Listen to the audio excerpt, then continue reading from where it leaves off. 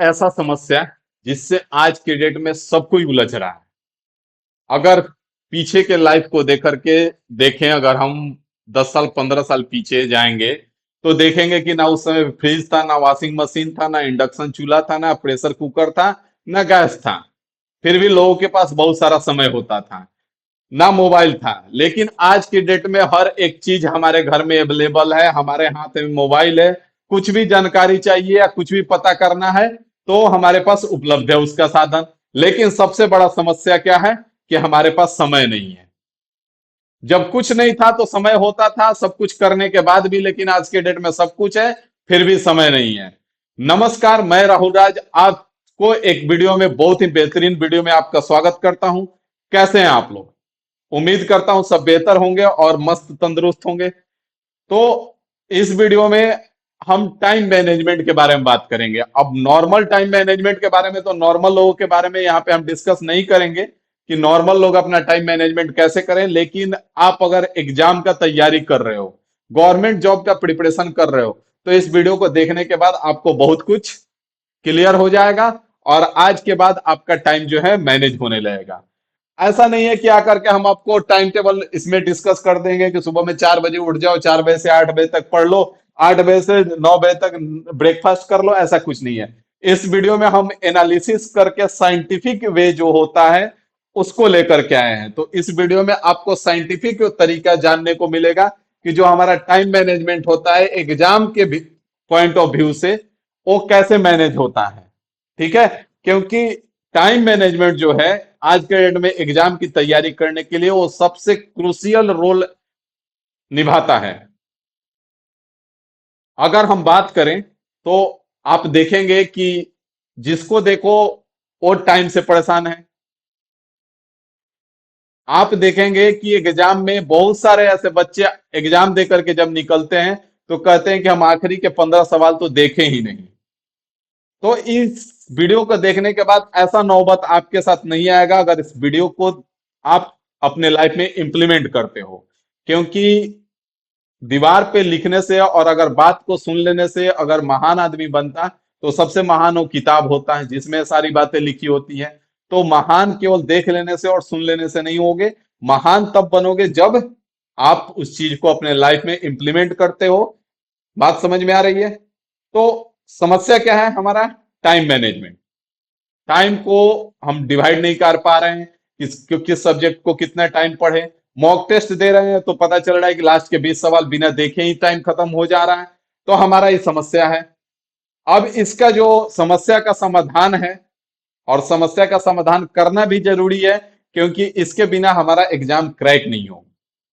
तो एग्जाम तो क्रैक करना है तो उसके लिए समस्या का समाधान करेंगे। पढ़ तो सबको ही रहा है लेकिन रिजल्ट कुछ ही का आ रहा है। तो जिसका रिजल्ट आ रहा है वो आगे निकल जा रहा है आपसे। तो आइए एक एक चीज करके इस वीडियो में बात करते हैं। ठीक है? तो सबसे पहले अगर हम बात करें तो यहाँ पे लगाया हुआ है the importance of time management for RRB exam. RRB exam के लिए टाइम मैनेजमेंट जो है वो कितना इंपॉर्टेंट रोल अदा करता है। तो आरआरबी जो है वो एक आज के डेट में हाईली कॉम्पिटिटिव एग्जाम हो गया है। आप देखोगे एएलपी तक में 20 लाख 22 लाख बच्चे बैठ रहे हैं। तो एक देखा जाए तो हाईली कॉम्पिटिटिव एग्जाम हो गया है और इसके लिए आपको इफेक्टिव टाइम मैनेजमेंट करना ही पड़ेगा। एक समय था कि जब एएलपी में लोग नहीं भी पढ़ते थे तो रिजल्ट आ जाता था, तो उस समय आईटीआई करने वालों की संख्या बहुत कम होती थी, उतना फाइट नहीं होता था। आज के डेट में वो लोग भी आईटीआई करके बैठे हैं जो एक बेहतर तैयारी कर रहे हैं रात दिन, और जिसके कारण कट ऑफ बढ़ जा रहा है। तो कहीं ना कहीं कंपटीशन तो आ चुका है। अगला पॉइंट है आपका कि टाइम मैनेजमेंट जो है वो एक सिग्निफिकेंट रोल प्ले करता है। आपको किस चीज में? आपको टाइम के अंदर में कंटेंट जो आपका है, जो सिलेबस है, उसको कवर करने में। पुअर टाइम मैनेजमेंट जो है उससे क्या क्या होता है? तो पुअर टाइम मैनेजमेंट, अगर टाइम मैनेजमेंट आपका खराब है तो एक समय पे आकर के आप स्ट्रेस में चले जाते हो। एग्जाम टाइम में आप देखोगे बहुत सारे लोग परेशान हो जाते हैं, एनजाइटी हो जाता है। उनको क्यों हो जाता है? क्योंकि उनका टाइम मैनेजमेंट खराब था। ठीक है? तो यहां से आगे बढ़ेंगे तो यहां पे आप ध्यान देंगे कि अंडर पहला सबसे काम क्या करना है आज आपको कि understanding your exam pattern. Exam pattern को सबसे पहले आप समझिए। अब मान ले रहे हैं कि आप एएलपी का तैयारी कर रहे हो, या फिर हो सकता है अभी एनटीपीसी का एग्जाम होने वाला है उसका तैयारी कर रहे हो, या फिर हो सकता है टेक्नीशियन का फॉर्म आने वाला है उसका तैयारी कर रहे हो, या फिर हो सकता है ग्रुप डी का तैयारी कर रहे हो, ग्रुप डी का। तो आप किसका तैयारी कर रहे हो पहले तो ये समझ लो। अब इसका पैटर्न समझ लो, अब एएलपी के लिए क्या क्या पढ़ना है आपको। पैटर्न समझने का मतलब कि आपको एनटीपीसी के लिए क्या क्या पढ़ना है, या फिर अगर आप टेक्नीशियन का तैयारी कर रहे हो तो टेक्नीशियन के लिए आपको क्या क्या पढ़ना है, या फिर ग्रुप डी का तैयारी कर रहे हो तो आपको क्या क्या पढ़ना है। तो वही है पहला पॉइंट कि understanding your exam pattern, exam pattern को समझो। दूसरा, थ्रूली analyse the exam pattern including the number of sections, duration और मार्किंग स्कीम। मतलब क्या है? तो मतलब है सर जी कि अगर हम मान ले रहे हैं कि अगर ग्रुप डी का एक एग्जांपल ले लेते हैं, तो ग्रुप डी में हमको तीन चार चीज पढ़ना होता है। मैथ हो गया हमारा, रीजनिंग हो गया हमारा, रीजनिंग हो गया, साइंस हो गया, साइंस हो गया, और जीके जीएस हो गया, जीके जीएस हो गया। जहां ई 25 क्वेश्चन रहता है, 20 क्वेश्चन रहता है, ई 25 क्वेश्चन रहता है, और 20 कितना हो गया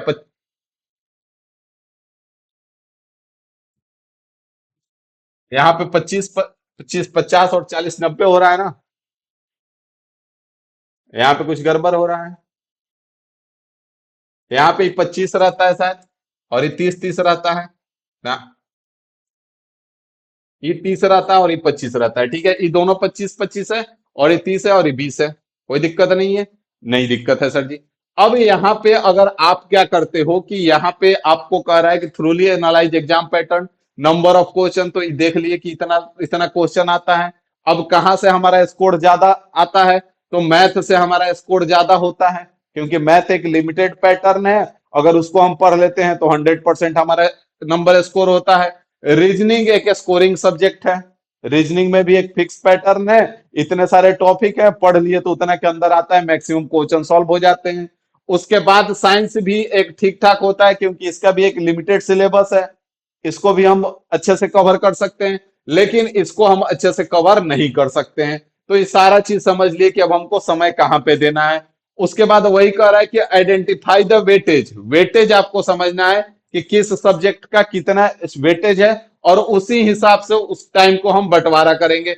अब पता चला कि हम इसको पढ़ रहे हैं 4 घंटा और इसको पढ़ रहे हैं 1 घंटा, तो रिजल्ट कभी रिजल्ट बनेगा घंटा, रिजल्ट भी तो घंटा बनेगा ना। क्योंकि अब इसको 4 घंटा पढ़ रहे हो, इसको 1 घंटा पढ़ रहे हो, तो रिजल्ट क्या बनेगा? घंटा ही बनेगा ना। तो वही चीज को समझना है कि वेटेज के हिसाब से आपको ही कर लेना है। दूसरा, familiarize yourself with the type of questions. अब पता चला कि हमको ग्रुप डी का एग्जाम देना है, और हम रात दिन एक करके एसएससी जीडी का सवाल लगा रहे हैं, तो ये भी गड़बड़ बात है। मैथ का सवाल अलग नहीं होता है, रीजनिंग का सवाल अलग नहीं होता है, लैंग्वेज अलग होता है। अब आप ग्रुप डी का वही सवाल और एसएससी जीडी का दोनों का सवाल देखोगे, तो सवाल सेम रहेगा लेकिन लैंग्वेज अलग रहेगा। तो कहीं ना कहीं आप अगर ग्रुप डी वाले से जो फैमिलियराइज है, जो परिचित है, और एसएससी जीडी वाला, तो ग्रुप डी वाला कहीं ना कहीं ज्यादा फास्ट करेगा। तो वही कह रहा है कि प्रीवियस ईयर का आपको, प्रीवियस ईयर का जो क्वेश्चन है वो बेहतर प्रैक्टिस होना चाहिए, तब जाकर के आप स्पीड जो है आपका गेन करेगा। बात समझ में आ रहा है? अगला पॉइंट पे चलते हैं यहां से। तो अगला पॉइंट है हमारा creating a personalise study schedule. सबका अपना अपना स्टडी शेड्यूल होता है। ये नहीं है कि हमारा स्टडी शेड्यूल आप फॉलो कर लोगे और आपका स्टडी शेड्यूल हम फॉलो कर लेंगे, ये कतई संभव नहीं है। सभी लोग वीडियो देखते हैं टॉपर्स के टाइम टेबल। अब टॉपर्स के जो टाइम टेबल है वो तुम फॉलो कर लोगे क्या? जरूरी नहीं है, ठीक है। उस टॉपर हो सकता है 9 बजे सो के उठता हुआ, तुम्हारा सो के उठने का आदत 6 बजे का है। या फिर टॉपर हो सकता है 4 बजे सो के उठता हो, और तुम्हारा सो के उठने का आदत है 7 बजे, तो तुम्हारा तो शेड्यूल 7 बजे से शुरू होगा ना। तो पर्सनलाइज स्टडी शेड्यूल होना चाहिए। आप कितने बजे उठ रहे हो, उसके बाद क्या कर रहे हो, उसके बाद क्या करना है, ये आपका फिक्स प्लान होना चाहिए आपके हिसाब से। ऐसा नहीं है कि आज राहुल सर का वीडियो देख के मोटिवेट हो गए तो कल से 4 बजे का अलार्म लगा लिए। 4 बजे का अलार्म तो लगा लिए, लेकिन 4 बजे से हम अलार्म को काटना शुरू किए, स्नूज पे लगा हुआ है, 4 बजे से काटते काटते काटते काटते 8 बजे तक हम उठे। अब इसमें दिक्कत क्या होता है कि आप डेली 8 बजे उठते हो, आज भी 8 बजे उठे, लेकिन दिक्कत कहाँ पे आए कि जो 4 बजे से 8 बजे तक जो अलार्म बजा है ना, वो तुम्हारे नींद को डिस्टर्ब किया हो और तुम सही से सो नहीं पाए हो। तो ऐसा कतई नहीं करना। आप कंफर्टेबली जितने बजे उठते हो उतने बजे उठो, ऐसा कोई दिक्कत नहीं है कि सुबह उठने से और ईग होने से यही होता है। आप समय से उठो, 6 बजे 7 बजे आराम से उठो, उसके बाद आराम से अपना प्लान बनाओ, उसके बाद का प्लान रखो। आगे का आ रहा है break down your syllabus. Syllabus जो है आपका ब्रेक डाउन होना चाहिए, मैनेजेबल चंक्स, छोटा छोटा टुकड़ों में बांट दो कि आज आपको 3 दिन में, आगे के 3 दिन में परसेंटेज कंप्लीट करना है, आगे के 4 दिन आपको फिजिक्स पढ़ना है, आगे के 3 दिन में आपको रीजनिंग में क्लॉक और कैलेंडर खत्म करना है। तो इस तरह से शेड्यूल बांट लो। आपके पास 3 महीने मान ले रहे हैं कि है, अब 3 महीने में आपको मैथ का 25 टॉपिक खत्म करना है।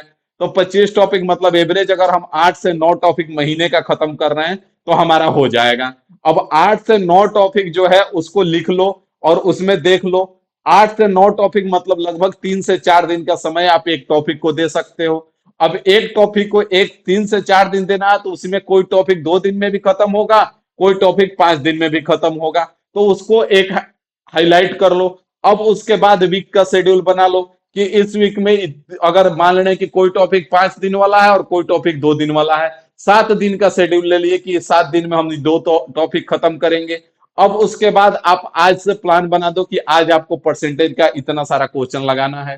तो इस तरह से कह रहा है कि manageable chunks, allocating allocating specific time slots for इस सब्जेक्ट, स्पेसिफिक टाइम होना चाहिए आपका। अगला कह रहा है कि prioritise topic based on their difficulty level and exam weightage. अब पता चला वही बात फिर से यहाँ पे कह रहा है कि एग्जाम वेटेज 20 नंबर है और इसका जो सिलेबस है ये बहुत भास्ट सिलेबस है, क्योंकि इसमें करंट अफेयर भी होता है और इसको कंप्लीट करना बहुत मुश्किल चीज है। पता चला इसमें आप ज्यादा समय गंवा रहे हो, इसमें आप कंप्लीट नहीं कर रहे हो, तो दिक्कत तो आना है, रिजल्ट वही घंटा बनना है। तो यहाँ पे वही चीज कह रहा है कि डिफिकल्टी लेवल के हिसाब से और एग्जाम वेटेज के हिसाब से आपको टाइम देना पड़ेगा, प्रायोरिटीज डिसाइड करना पड़ेगा। आगे कह रहा है इनकॉर्पोरेट रेगुलर ब्रेक्स। बहुत सारे लोगों का आप सुनोगे कि बैठते थे तो 6 घंटा लगातार पढ़ते थे, कतई संभव नहीं है। ठीक है, अगर 6 घंटा वो लगातार पढ़ रहा है ना तो कतई संभव नहीं है, 6 घंटा कोई लगातार पढ़ नहीं सकता। 6 घंटा तो छोड़ो, अगर हम कहें कि अगर 60-70 मिनट लगातार पढ़ लो तो वो भी संभव नहीं है आज के डेट में। तो एक रेगुलर ब्रेक होना चाहिए आपके शेड्यूल में।